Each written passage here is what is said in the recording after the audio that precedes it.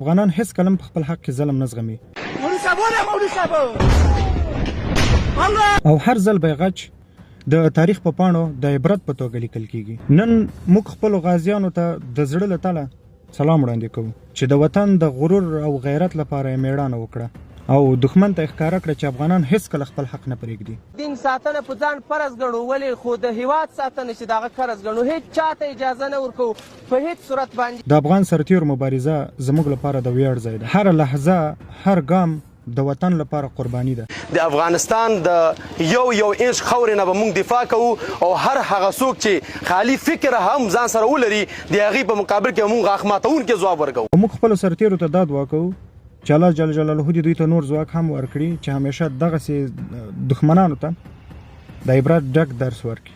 الحمدلله موږ ډېر زیات آماده یو او خپل هیواد له دښمنانو وساتي. ګاونډیانو ته مو پیغام دا دی چې د افغانستان او افغانانو حق ته لاس اچول به تاسو ته همیشه د عبرت درس درکوي.